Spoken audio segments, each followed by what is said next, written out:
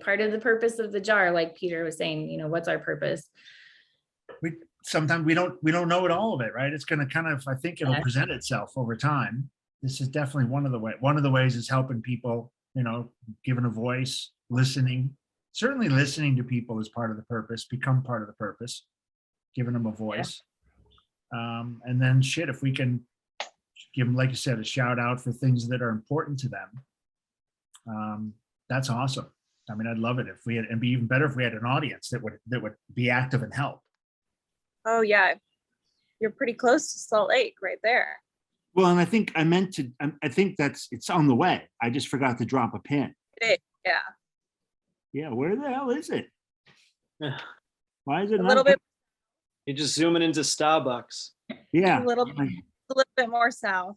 This is Salt Lake, like where the Temple Square is. That's Salt Lake, right? Yeah. What the hell? Maybe that's why I missed it. Mormon temple is in the middle of downtown. Yep. It's actually pretty cool. I've been there before. Yeah, there's a good brewery there. That you could interview Courtney. Absolutely. Hey Bob, look at me now.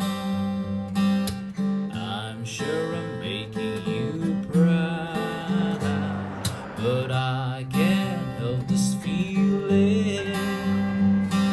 Still there's something missing. So I'm headed to meet my next guest at her house, and this is a very special guest for me. This is my daughter's good friend from high school and grade school. They went to grade school and high school together in Hong Kong. I lived in Hong Kong for 12 years, and I know Courtney since she was a little girl, and I haven't seen her in quite a few years. She's not a little girl anymore, obviously. She's been to college since I've met her and grown up, and you know, now got her own place here in Salt Lake. Her parents are from Salt Lake, and you know, it's just going to be great. It's really special for me. I've got a kind of a little nerves and a little warm and fuzzy. I don't really know what the emotions are. Yeah, so when I moved to Hong Kong, me and Danny became the best of friends, Ken's daughter, and we still are. So. Yeah, it's great. Yeah. And the funny little twist is at the end of this conversation, my daughter will edit Yes. and post for our me. conversation. Yeah. Yeah, it's great. In your opinion, how should we heal old wounds? Do you have a way to deal with this? Time. For sure. I think that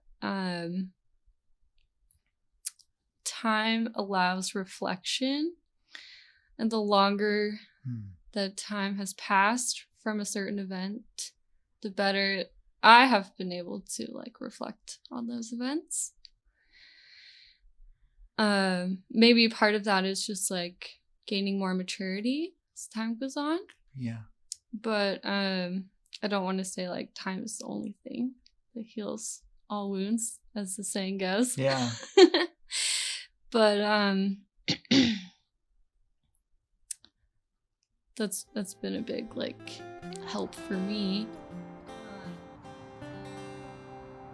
So my dad is from Hong Kong, my mom is from Taiwan. They came over to the States to study in college, and they just kind of stayed on after that. And so my brothers and I were born in Provo, Utah. You know, growing up in Utah, you know, I was, you know, basically an American, you know, Yeah. they call us bananas, you know, yellow on the outside, white on the inside.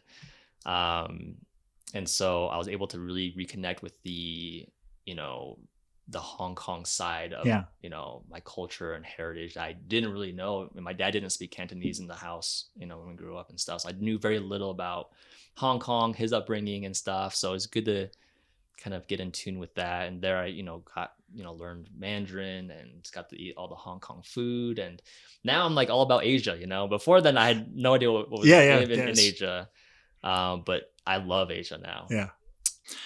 Is your heart more open now than when you were younger, or more closed? You know, that's an interesting question. I would say in certain respects, it's more open, but in other respects, it's more closed. You know, I think when I was younger, my heart was more open to people and more open to learning about people. Whereas now I'm a little bit more careful with who I include in my social circles. Yeah. You know, back then, you know, I think, you know, in my teenage years and in my early adult years, yeah, I was all about making friends, you know, and so my heart was like, you know, let's meet everyone. Let's get to know everyone. Let's, you know, figure people out. And so I think that was a really valuable journey to go on is, hey, yeah, who are the people in my life? You know, wow. If I wish I was that together at his age. He's just not even 31 years old. He's married, just has a newborn son. He's got a great financial plan. He's got great answers.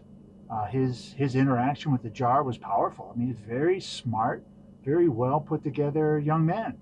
I was really impressed. Is despair or fear contagious? Yes, I think it is. I think fear is contagious because, it's like a natural, it's also a natural reaction, I think. But I think as, you know, as parents, we learn from our parents, right? And then they teach us what to fear and what not to fear. And also there's our internal that tells us what's. Yeah. So I think some of it is contagious and some of it is just your body responding, you know. Trying to get a good one. Can you feel or sense a hopefulness within another person? Can you feel or sense hopefulness? Yeah, I do. So just recently, I won't say my children's names, but my oldest daughter, she went through it. About 3 years ago, I lost my oldest granddaughter. And then last year, we lost her fiance. And it was really hard for her. It was really hard. And there was a moment when I was just like, oh my God, what am I going to do? How am I going to bring her back? How going to be a parent? Yeah. How am I going to help her navigate this? And we just had a heart to heart and everything had to come out, you know, like all the feelings, everything she was feeling. And I had to sit there and listen to her because she felt lost, you know. She felt like, what is she gonna do? She's like, I'm just starting life. And she felt like it wasn't fair because all of that happened to her at such a young age.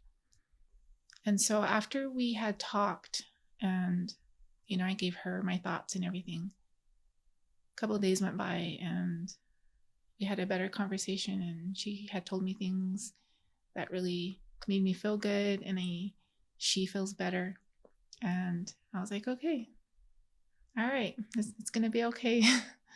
You know, crossed over. Mm-hmm. You know, big shout out to Billie Jo because, you know, man, grandmother at 41 and breaking a lot of bad cycles in her communities.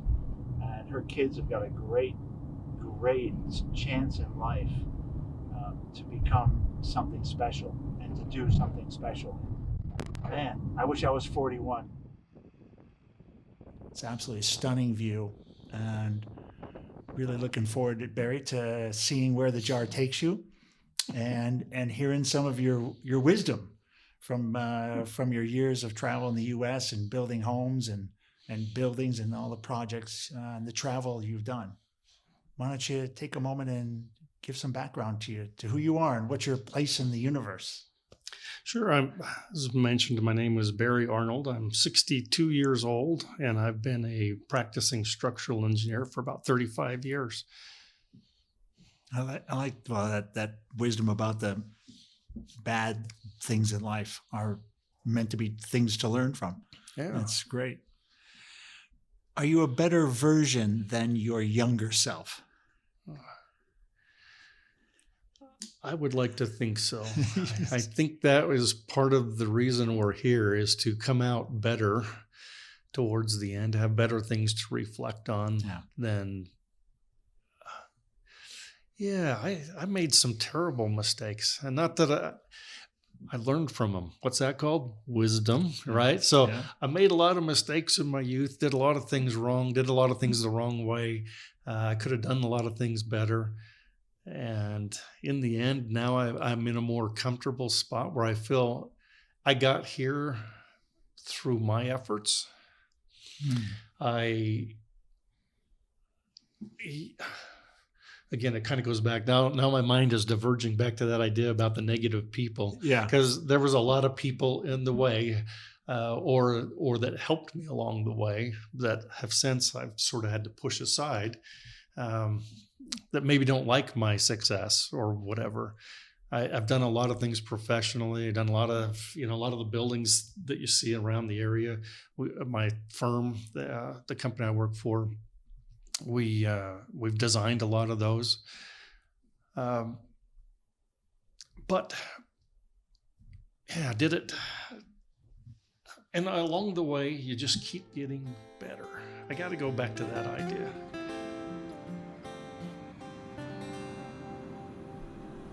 And I don't tell a lot of people this. And I don't know why I told you. And I know that a lot of people will probably see this. And I know there's probably a lot of people that will call bull crap. And I don't care. I just don't care anymore. I'm so old right now. I don't care anymore. I know what I saw. I know what I felt. And I know what happened to me. Pick some from the front. Yeah, fine. How can we teach how to love? I think we can teach how to love by being understanding in every situation. If we learn to be patient, understanding, and walk in other people's shoes, even though we are not walking in other people's shoes. It's hard to really walk in someone's shoes. It is. But for example, I volunteer a lot with the homeless community. A lot of people don't understand. A lot of homeless are your bankers, your cashiers. A lot of the people that you see every single day, they have a misconception. A lot of the youth are the people that are going to school. Just like as I work at the Parent Center, I see this all the time. I try to help as many as I can. So, I mean, like, we can't judge. We can't judge. And it's hard. I judge all the time. I'm not perfect. I do it. But, I mean, we have to be understanding of ourselves, too. It's refreshing getting to see all the different people, and no matter where they are in their point in life, they all do seem to have to feel grounded at this point. And I only met a couple people who were really still in real tough situations. The humanity, the spirit of humanity has been on display with the jar, and that's part that has really blown me away. The strength of people, the strength of humanity, the adversity people can overcome. Stream the Jar podcast anywhere you listen to podcasts, or better yet, join myself and the Jar for a conversation in your city. This is the question, but I might add to it. Do you love and accept yourself as you are today? And what do you think you can do to change it? Okay, so I get my own first time I get my own question. Yeah, I love myself. I think I've gotten to that, and I don't know that I've ever not loved myself, but I've never thought about it. I think before I sat down to write about the topics in the book, I don't know that I ever thought clearly about it. But definitely writing the book took me to that place. And yeah, I love myself, and I've become accept myself for who I am. And accept the fact that I'm trying to get better, to be a better person, to be a better human. Awesome. Yeah. I think loving yourself is where love starts for me, at least in my own view. And I think the questions in the jar as people share will help validate that or will challenge that belief. Yep. Hey, Pops, look at me.